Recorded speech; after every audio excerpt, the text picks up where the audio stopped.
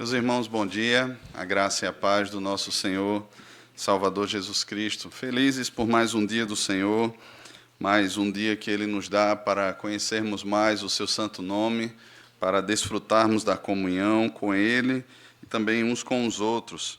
Gostaria de convidar os irmãos a abrirem a palavra de Deus no Evangelho de Mateus, Mateus capítulo 4, do versículo 18.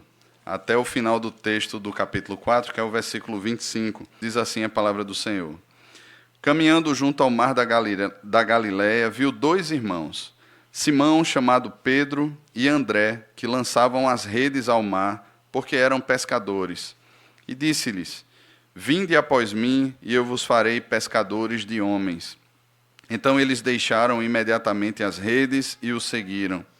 Passando adiante, viu outros dois irmãos, Tiago, filho de Zebedeu, e João, seu irmão, que estavam no barco em companhia de seu pai, consertando as redes, e chamou-os. Eles, no mesmo instante, deixando o barco e seu pai, o seguiram. Percorria Jesus toda a Galileia, ensinando nas sinagogas, pregando o evangelho do reino e curando toda sorte de doenças e enfermidades entre o povo. E a sua fama correu por toda a Síria. Trouxeram-lhe então todos os doentes, acometidos de várias enfermidades e tormentos, endemoniados, lunáticos e paralíticos, e ele os curou. E da Galileia, Decápolis, Jerusalém, Judeia e da além do Jordão, numerosas multidões o seguiam. Até aqui a palavra do Senhor. Vamos orar. Senhor, nós somos gratos ao Senhor por Tua palavra, a instrução do Senhor, a verdade revelada do Senhor para a nossa vida. Pedimos que o Teu Santo Espírito, por meio dela, nos edifique e assim o Teu nome seja glorificado, Pai, por meio da Tua igreja, revelando a Tua face, a Tua graça, a Tua palavra a esse mundo que jaz no maligno, que anda em trevas. Pedimos que o Senhor assim nos abençoe, no nome de Jesus. Amém.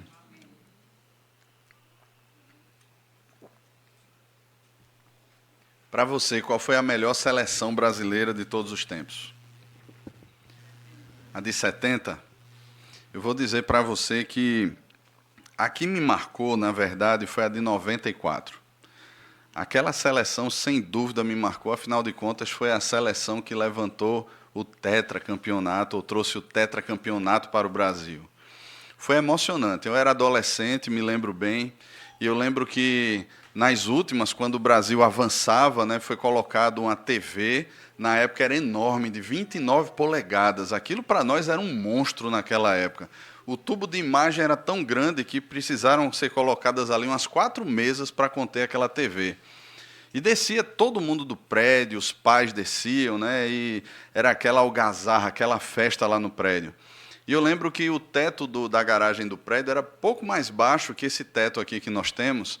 E quando o Galvão Bueno gritou, é tetra, aquela loucura toda, a gente começou a pular e as mãos levantadas, né, a gente começou a bater no forro. Por que não quebrar as placas de gesso? E começamos a dar murros e quebrar aquelas placas de gesso. Foi um prejuízo tremendo para os pais que tiveram que pagar tudo depois e refazer ali o teto da garagem do prédio. Mas, irmãos, aquela foi uma seleção marcante. Para muitos ali, ver Romário jogando, Bebeto, aquela dupla, né, que na época era uma dupla de ouro, hoje já não são tão dupla assim, né, não são tão mais amigos assim, mas que jogavam muito. Ver Branco, ver aqueles jogadores jogando, irmãos, era um negócio extraordinário. Futebol, como Samuel falou aqui, lembrou essa manhã, com pouca mídia e muita raça. Diferente dos dias de hoje, onde a aparência, né, as tatuagens, os cortes de cabelo, a nutelagem vale mais do que o futebol raiz, aquele futebol jogado com raça, aquelas convocações onde os jogadores se sentiam convocados para a maior batalha da sua vida. Hoje em dia eles ganham muito mais prestígio, admiração nos clubes que jogam. Então a seleção é algo que a gente vai, mas não tem tanto valor assim como se tinha antes. Convocações são algo extremamente interessantes. Sejam para participar de uma guerra, sejam para um jogo de futebol, seja para um jogo de vôlei ou qualquer tipo de modalidade esportiva. Convocações marcam o coração porque, de alguma forma, alguém olhou, percebeu o nosso trabalho, ou nem sempre percebeu, fomos obrigatoriamente, tínhamos que ir para uma batalha. O fato, irmãos, é que nesse momento do ministério de Jesus, nós temos algo aqui que acontece que marca muito a história, que marcou a história de alguns homens que serviram como pilares da igreja no passado, que servem para nós hoje ainda como pilares da igreja. A nossa doutrina, tudo aquilo que temos é firmado na doutrina dos apóstolos. Então nós temos aqui o início dessa caminhada de Jesus, onde ele passa a convocar alguns homens para estarem com ele. Eu quero chamar você a atenção para esse texto e nós pensarmos aqui no seguinte tema: aquele que tem todo o poder é aquele que nos convoca. E para isso, eu queria que vocês prestassem atenção do versículo 18 ao versículo 22.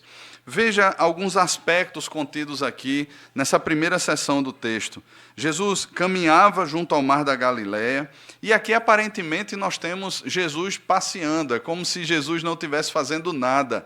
Mas a vida de Jesus, irmãos, correspondia a um propósito divino, e nós não podemos pensar a vida de Jesus como sendo simplesmente uma rota turística. Alguém que compra uma passagem, que sai para conhecer um outro país, ou que mesmo pega seu carro e enfrenta as duras estradas do nosso país, com tantos problemas e com tantos riscos, e sai para ter um tempo de férias. E ali parece que desliga completamente a sua mente da sua identidade, de quem ele é e do propósito maior a qual ele foi vocacionado. Não podemos pensar assim sobre Jesus. Jesus está caminhando junto ao mar da Galileia, mas ele sabe muito bem quem ele é. Lembre que, algum tempo atrás, cerca de 1 ano e pouquinho atrás, Jesus ele foi batizado, e ali no seu batismo, ele ouviu uma voz do céu, o Espírito descendo em forma corpórea, como uma pomba sobre ele, e a voz do Pai afirmando quem ele é. Este é o meu Filho amado, em quem tenho todo o meu prazer. Jesus sabia quem ele é, e ele sabia exatamente o propósito da sua encarnação. Ele sabia que toda a sua caminhada, irmãos, apontava e chegaria à sua conclusão numa cruz. E Jesus aqui, ele sabe o que ele está fazendo. Ele está caminhando, mas ele não está turistando às margens do mar da Galileia. Ele vê então 2 irmãos, Simão, chamado Pedro, e André. Eles estavam lançando as suas redes ao mar porque eles eram pescadores. E muito da função definia quem era a pessoa naquele tempo.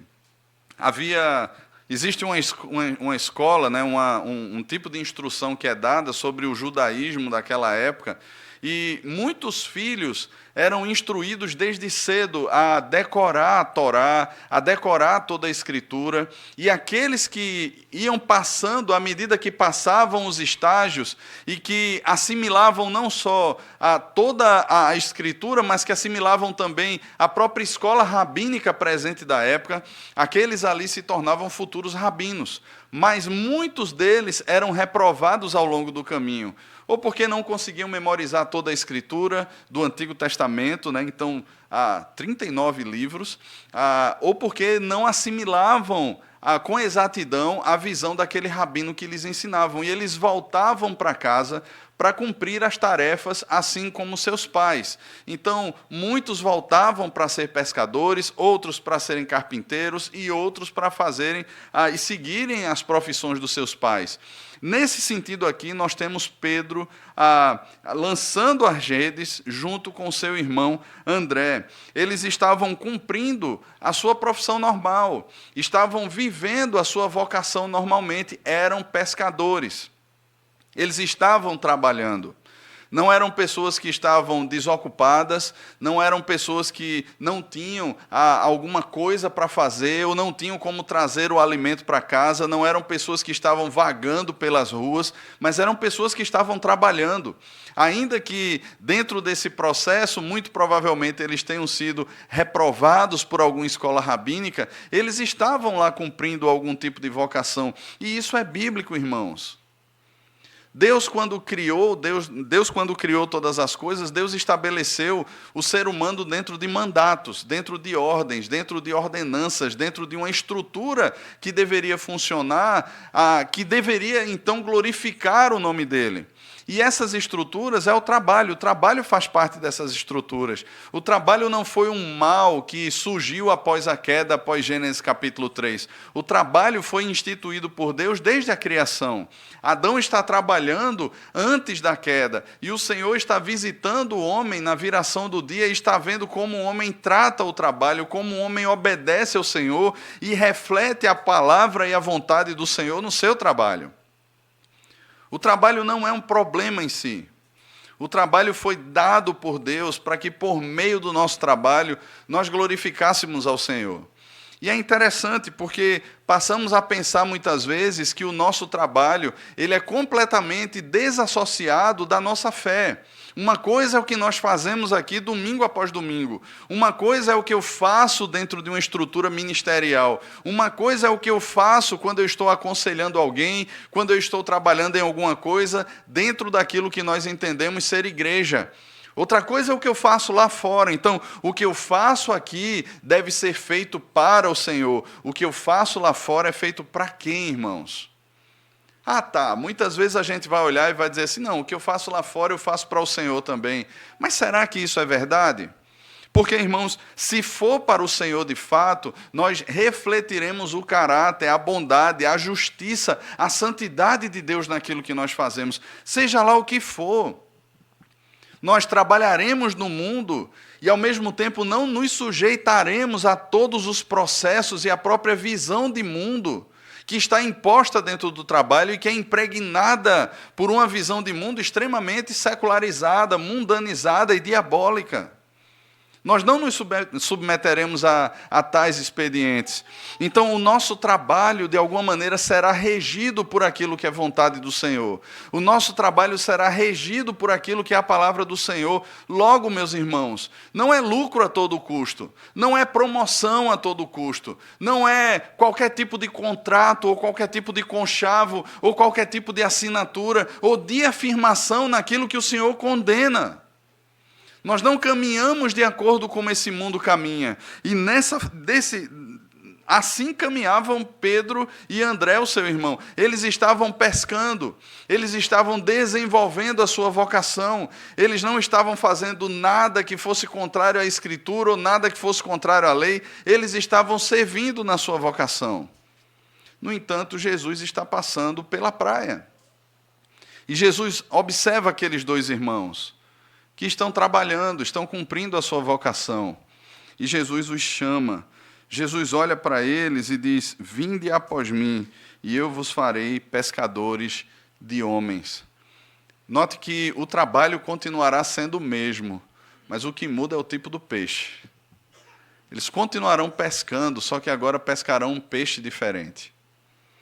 Mas não só isso, eles deixam tudo imediatamente e eles seguem a Jesus. Em Lucas capítulo 5, se você puder abrir a sua Bíblia no Evangelho de Lucas, faz parte dos sinóticos, ou dos evangelhos que são paralelos. Lucas capítulo 5, ele nos fala sobre a pesca maravilhosa. Eu quero ler esse texto para você. Lucas capítulo 5, de 1 a 11, diz assim a palavra do Senhor. Aconteceu que, ao apertá-lo a multidão para ouvir a palavra de Deus, estava ele junto ao lago de Genezaré, que é o mar da Galileia. E viu 2 barcos junto à praia do lago, mas os pescadores, havendo desembarcado, lavavam as redes. Então, entrando em um dos barcos, que era o de Simão, pediu-lhes que o afastasse um pouco da praia e, assentando-se, ensinava do barco as multidões. Quando acabou de falar, disse a Simão, faze-te ao largo e lançai as vossas redes para pescar. Respondeu-lhe Simão, mestre, havendo trabalhado toda a noite, nada apanhamos, mas sob tua palavra lançarei as redes. Isto fazendo, apanharam grande quantidade de peixes e rompiam-se-lhe as redes. Então fizeram sinais aos companheiros do outro barco para que fossem ajudá-los, e foram, e encheram ambos os barcos a ponto de quase irem a pique. Vendo isto, Simão Pedro prostou-se aos pés de Jesus, dizendo, Senhor, retira-te de mim, porque sou pecador. pois, à vista da pesca que fizeram, a admiração se apoderou dele e de todos os seus companheiros, bem como de Tiago e João, filhos de Zebedeu, que eram seus sócios. Disse Jesus a Simão: não temas, doravante serás pescador de homens. E arrastando eles os barcos sobre a praia, deixando tudo, o seguiram. Nós temos aqui, irmãos, alguns detalhes a mais. Nós percebemos aqui que essa pesca havia durado uma noite inteira e eles não apanharam absolutamente nada. E Jesus, ele convoca aqueles homens a que lancem novamente as redes ao mar. E Pedro dá uma resposta aqui que parece para nós ser uma resposta de fé, não é verdade? Senhor, nós nada pescamos, mas sob tua palavra lançarei as redes. O que Simão está demonstrando aqui, irmãos, não é um passo de fé, mas é um passo de, tá bom, Senhor, olha, a gente não pegou nada, mas já que o Senhor está falando, a gente vai jogar novamente as redes. E isso é exatamente comprovado, irmãos, como um ato muito mais de respeito do que de fé, porque quando eles arrastam as redes e veem que estão cheias de peixes e fazem sinais para os outros barcos para que os ajudem, Simão se lança aos pés do Senhor Jesus e diz: retira-te de mim porque sou pecador. Ele reconhece ali a sua incredulidade, ele reconhece ali a sua falta de fé. E o Senhor diz a Simão: não temas, doravante serás pescador de homens.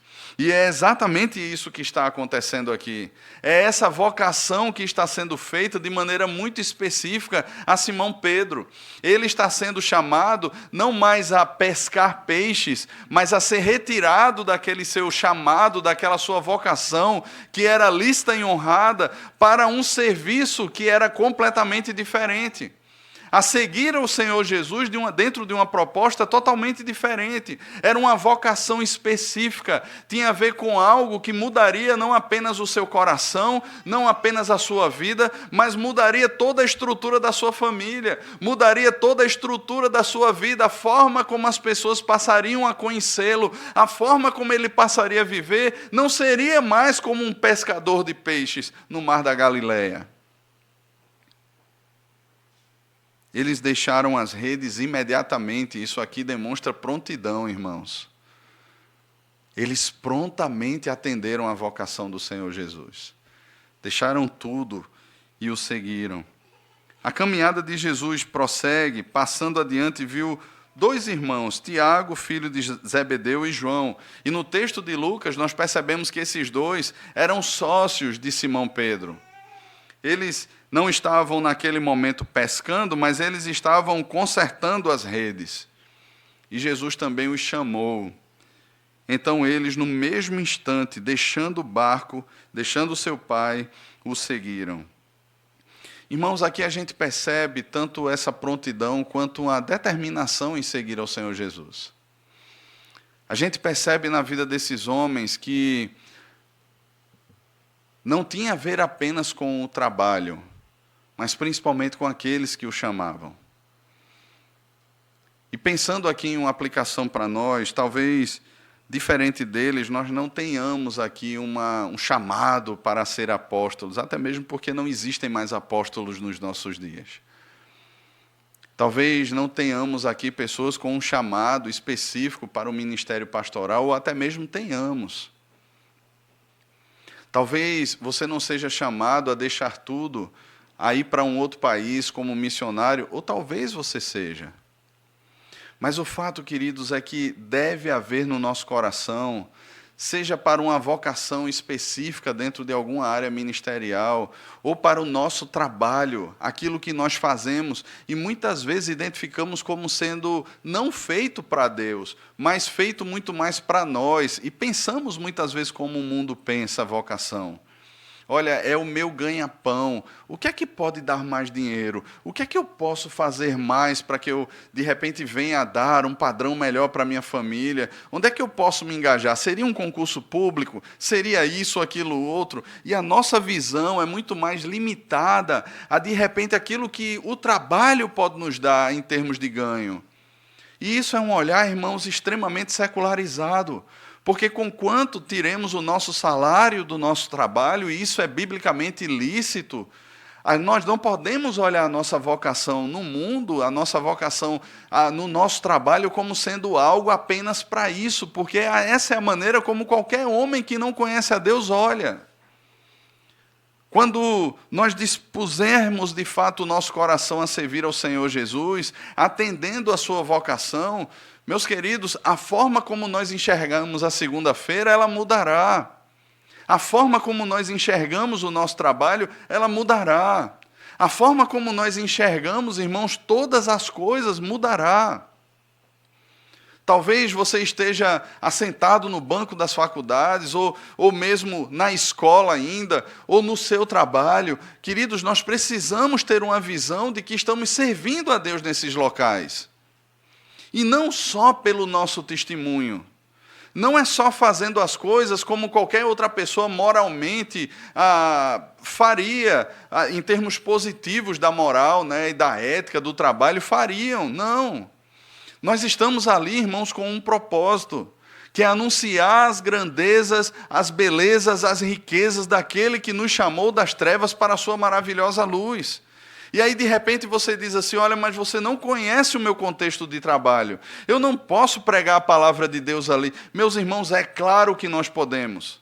E esse chamado da Escritura, Paulo, quando escreve a sua última carta a Timóteo, ele diz que é a tempo e fora de tempo, quer seja oportuno, quer não. Essa é uma prática dinâmica, irmãos, que deve acontecer na nossa vida. Mas veja, não acontecerá enquanto nós não percebermos que nós fomos vocacionados por Cristo para isso. De forma específica, nós temos aqui nesse texto o chamado de Deus para os seus apóstolos, para esses 4 primeiros homens. No entanto, irmãos, hoje para a sua igreja, por ela ser apostólica, nós somos uma igreja apostólica, nós somos uma igreja que segue ou está firmada na doutrina dos apóstolos. Meus irmãos, essa vocação serve para nós também, onde nós estivermos. Nós somos chamados a fazer discípulos do Senhor. Nesse sentido, nós somos chamados a pescar homens e mulheres que estão perdidos nesse mundo, que jazem no maligno, que jazem em meio às trevas, que estão cegos em meio a um mundo, irmãos, que pressiona cada vez mais o coração e diante de um inferno que nos aguarda. Nós temos todos essa vocação, meus irmãos. Todos nós temos. Charles Spurgeon certa vez disse, se o cristão ele não é um missionário, ele é um impostor. Ou ele é um missionário, ou ele é um impostor. Alguém disse que essa era uma afirmação muito grave, muito forte. No entanto, irmãos, nós temos diante do Evangelho sempre um chamado muito grave. Sempre um chamado muito forte que contraria a forma normal como nós fomos criados. O tipo de doutrina a que nós fomos entregues desde o nosso nascimento. Nós crescemos, irmãos, e aprendemos ao longo do tempo, seja em casa por uma visão equivocada do Evangelho, seja na escola, na convivência com outras pessoas, que nós precisamos trabalhar para não depender de ninguém. O trabalho se tornou para nós apenas uma fonte de subsistência e não um caminho para que Cristo seja honrado, glorificado por meio de pessoas que de fato se percebem como missionários onde estão. Passamos a ver muito mais as lutas, passamos a ver muito mais as dificuldades, passamos a ver muito mais o ganho financeiro do que o privilégio que nos é dado pelo Senhor, porque o trabalho é um meio e não um fim. É por isso que aqueles homens deixam tudo e passam a seguir o Senhor Jesus. Deixa eu fazer uma pergunta para você. O que você seria capaz de deixar por causa de Cristo? O que você teria hoje para deixar por causa de Cristo? O que você teria hoje para dizer assim, eu estou abandonando isso por causa de Cristo? Veja, eu não estou propondo que você abandone o seu trabalho. Mas talvez o que precise ser abandonado é essa visão secularizada, essa visão mundana que promove muito mais o nosso coração, que infla muito mais o nosso ego e que não engrandece em nada o nome de Cristo. Que muitas vezes vai produzir em nós tapinhas nas costas de pessoas que celebram a nossa reputação, celebram a nossa bondade, mas que não celebram a reputação e a bondade e o caráter de Cristo. Meus irmãos, é algo que nós somos chamados a pensar e a refletir seriamente. Porque se de fato, irmãos, não estamos fazendo missões onde nós estivermos, nós não passamos de impostores onde nós estamos. Seria você um missionário ou seria você um impostor? A segunda parte do texto, ela traz para nós uma prática ministerial, como Jesus caminhava. E perceba que a partir do versículo 23, nós vemos de maneira muito clara na descrição de Mateus que Jesus estava percorrendo toda a extensão da Galileia. E o que é que Jesus fazia quando ele percorria essas extensões? Ensinando nas sinagogas, pregando o evangelho do reino, curando toda a sorte de doenças e enfermidades entre o povo. Neste mesmo evangelho, no capítulo 9, nós perceberemos lá na frente, que Mateus ele deixará claro para mim e para você como é que se encontrava o coração desse povo. Não é diferente do que está acontecendo aqui no capítulo 4. Veja lá Mateus, capítulo 9, a partir do versículo 35. Mateus 9, 35. Veja, irmãos, que essa era a prática comum. E essa era a percepção clara que o Senhor Jesus tinha quando fazia missões. Perceba, percorria Jesus todas as cidades e povoados, e veja que a prática é a mesma, ensinando nas sinagogas, pregando o evangelho do reino e curando toda sorte de doenças e enfermidades. Vendo ele as multidões, compadeceu-se delas. Por quê? Elas estavam aflitas e exaustas como ovelhas que não têm pastor. Note que essa era a percepção clara do Senhor Jesus. Jesus estava percorrendo as cidades, os povoados, toda a Galileia. Ele estava andando, mas ele não estava andando de maneira despercebida. Ele não estava andando de maneira indiferente. Ele não caminhava sem, de fato, notar aquilo que estava acontecendo, não meramente nos objetos ou nas construções, mas principalmente nas pessoas. Jesus observava, irmãos, e a intenção de Jesus era glorificar a Deus por meio de pessoas que eram transformadas. Lembre que o Filho do Homem veio buscar e salvar o que se estava perdido. O próprio Senhor Jesus disse que não veio para os sãos, mas veio para os doentes. Aqueles que se acham sãos, eles não precisam de médico, mas os doentes precisam. E nós percebemos aqui, irmãos, na leitura desse texto, tanto do capítulo 4 quanto do capítulo 9, que Jesus ele se identificava profundamente com as pessoas. Ele percebia muito mais do que números caminhando ali. Ele percebia de fato pessoas, seres criados à imagem e semelhança de Deus, mas que estavam totalmente envoltos pelo pecado, que estavam com seus corações mortos em delitos e pecados, que jaziam em trevas, irmãos, e essas trevas amarguravam o coração, afligiam o coração, geravam ansiedade no coração. O Senhor Jesus percebe de fato o que se passa no coração das multidões.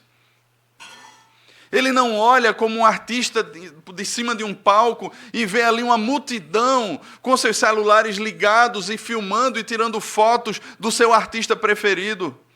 Ele não enxerga como uma multidão vazia que muitas vezes enche os templos e que promove diante dos homens a glória dos números, a glória da arrecadação, mas que não se identifica de fato com as pessoas, que não olha e não conhece de fato a realidade das pessoas, que não pastoreia de fato as pessoas.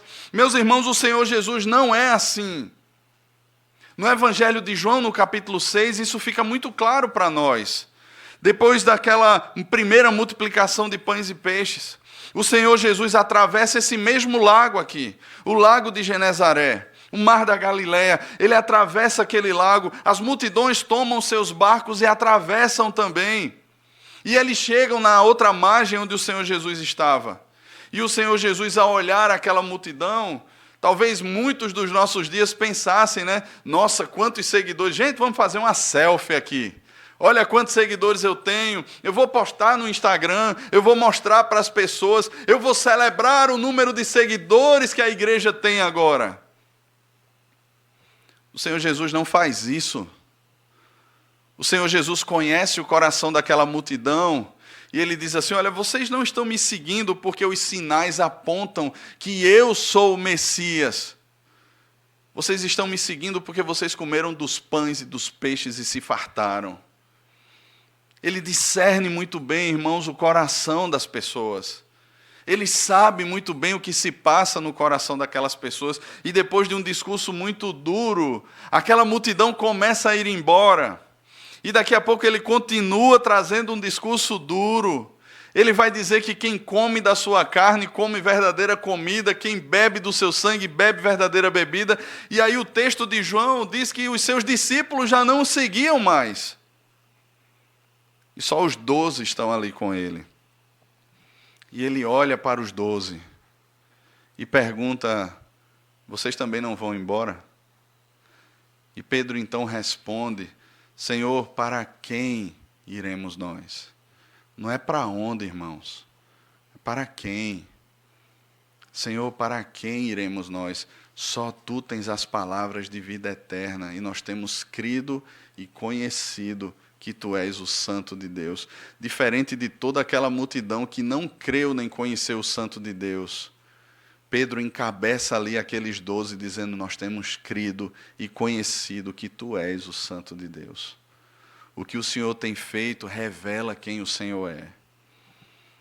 Irmãos, essa é a revelação de Cristo. Cristo não se encanta com as multidões. Ficaram apenas 12. Digamos que aquela era a igreja de Jesus naquele momento, eram aqueles 12. E sabemos, irmãos, que um deles era do diabo, um deles trairia o Senhor Jesus. Mas veja, aquela dali era a igreja de Cristo. Ele não se encantou com as multidões. Jesus não era daquele tipo de pessoa, irmãos, que tinha a sua glória medida por números. A sua glória medida pela pujança ou pela aparente alegria e aparente festa de pessoas que se enchiam no momento de culto, mas que depois viviam vazias para si mesmas. Ele não se movia por essas coisas. Mas, ao mesmo tempo, irmão, Jesus percebia de forma muito clara o coração. Ele estava pregando nas sinagogas, ensinando nas sinagogas, ele estava pregando o evangelho do reino, curando toda sorte de doenças e enfermidades. E nós temos aqui já o ministério do Senhor Jesus ganhando notoriedade. Estava se tornando cada vez mais público o ministério do Senhor Jesus. E a razão era essa, irmãos. Ele percebia as pessoas como ovelhas aflitas e exaustas que não têm pastor. Ele estava pastoreando essas pessoas. E na oração que ele faz em Mateus, no capítulo 9, nesse mesmo evangelho, ele olha para os seus discípulos e diz: rogai, pois, ao Senhor da seara que envie trabalhadores para a sua seara. E notem, irmãos, que tipo de trabalhador o Senhor Jesus está convocando? Que tipo de seleção o Senhor Jesus está formando? Não é simplesmente gente que vai olhar para o ministério ou que vai olhar para o trabalho e vai perceber a vida como meramente números, como algo que aponta apenas para aquilo que enche o bolso ou para aquilo que enche a vista. Não. Quando Jesus chama os seus discípulos a orarem e pedirem ao Senhor da seara que envie trabalhadores, é gente que passe a observar as pessoas e passe a observar a vida com as mesmas lentes que o próprio Senhor Jesus observa. É gente que se identifique com as pessoas como o Senhor Jesus se identifica. E note que não é uma identificação humanista. Não é uma identificação onde eu simplesmente choro a pobreza, a doença de alguém, ou a angústia, as aflições de alguém, e de maneira humanista, ou seja, voltada para aquilo que o homem mesmo pode dar, eu tento ali dar as respostas para aquela pessoa, mas a resposta que o Senhor dava era o próprio Evangelho encarnado, que era Ele. Não é porque um homem ou uma mulher está vivendo algum tipo de crise, e eu vou tentar amenizar a crise dessas pessoas, trazendo para ela os remédios ou as soluções que o mundo traz. E que na sua grande maioria das vezes, irmãos, serão contrários à palavra de Deus.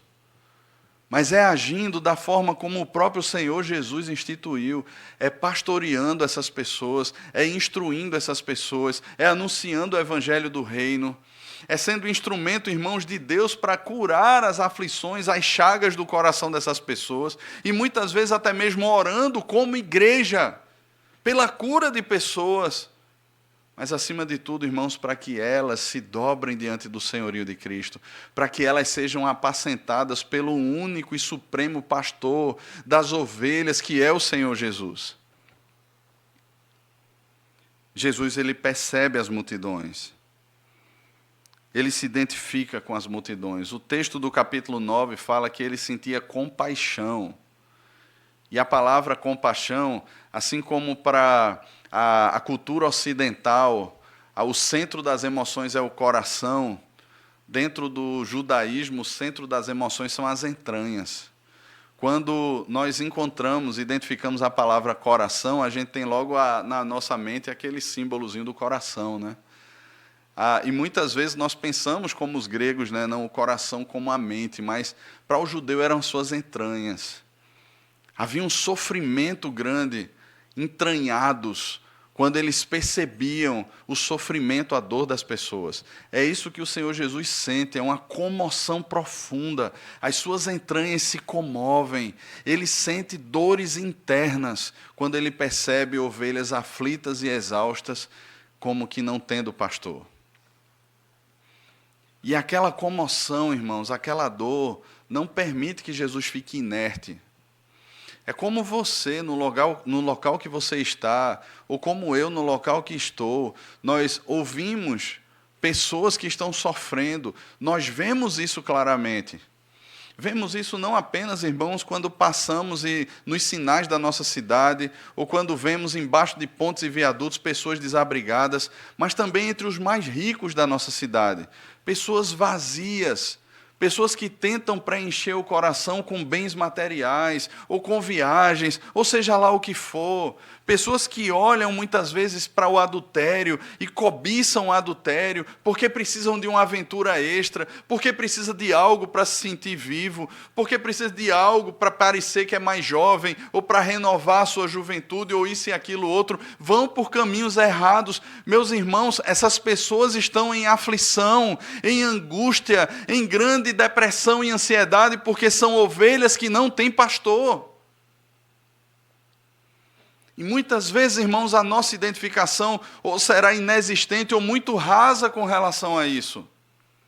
Porque nós nos assentamos do lado dessas pessoas diariamente. Nós falamos com ela por mensagens, por telefones, nós vimos as postagens, nós nos encontramos com elas, muitas vezes em restaurantes ou encontros sociais, mas nós não fazemos nada. Não nos importamos de fato. Porque se nos importássemos, irmãos, o caminho seria fazermos exatamente isso que o Senhor Jesus faz. Afinal de contas, nós somos discípulos de Cristo. Afinal de contas, nós somos enviados por Cristo. Afinal de contas, Ele é o nosso referencial. Ou seja, nós deveríamos agir como o Senhor agiu. Ao percebermos as pessoas que ainda não conhecem o Senhor Jesus, as nossas entranhas deveriam doer. Isso não deveria jamais produzir em nós inércia, e sim, irmãos, uma atitude prática. O que nós fazemos diante disso, irmãos? Note que essa notoriedade começa a acontecer no ministério de Jesus. Irmãos, e pense hoje, como igreja local, como a nossa igreja é conhecida, irmãos. Como nós somos conhecidos. Veja, a sua fama correu por toda a Síria. Ela saiu das áreas ou dos limites de Israel e chegou até a Síria. Mas não só isso. Galiléia, Decápolis, Jerusalém, Judéia, da além do Jordão, numerosas multidões seguiam a Jesus. Impressionante, irmãos, porque Aquele grupo, que era composto até então por Jesus e mais 4 homens, eles começaram a ter uma notoriedade. Não que Jesus estivesse buscando os holofotes para si, não, eu quero a fama, eu quero ser o cara. Não, a nossa igreja é a igreja da hora. O que é que estão fazendo por aí que dá certo? Vamos fazer. Não, meus irmãos, era o simples fato de se identificar com as pessoas. O simples fato de se identificar com as pessoas. O simples fato de olhar para as pessoas não como números, não como um objeto, não como aquilo que o mundo hoje, de forma escancarada, nos ensina. Pessoas são descartáveis, pessoas são objetos, a mulher é objetificada nos nossos dias, da mesma forma o homem. Não tem valor. Antigamente nós ouvíamos ou assistíamos uma notícia sobre um assalto, ou um assassinato, ou coisa do tipo, e ficávamos sem dormir à noite. Hoje somos varridos por uma enxurrada de notícias ruins, que o nosso coração nem tem tempo de processar, e muitas vezes até tentaremos apoiar a própria criminalidade. Pessoas que tentarão justificar, irmãos, a criminalidade dos nossos dias. Pessoas que lutarão até mesmo por direitos de pessoas que fizeram mal a outras pessoas. Meus irmãos, perdemos de vista uma identificação. Não sabemos mais o que é chorar com os que choram. Não temos mais essa identificação. É como se a quantidade de informações e a frieza dos nossos dias tivesse tomado também o nosso coração. E simplesmente a gente vive pensando no nosso próprio coração. Perdemos de vista, irmãos, a nossa identidade, perdemos de vista a nossa missão nesse mundo. E lembre, um dia um rei perdeu de vista quem ele era.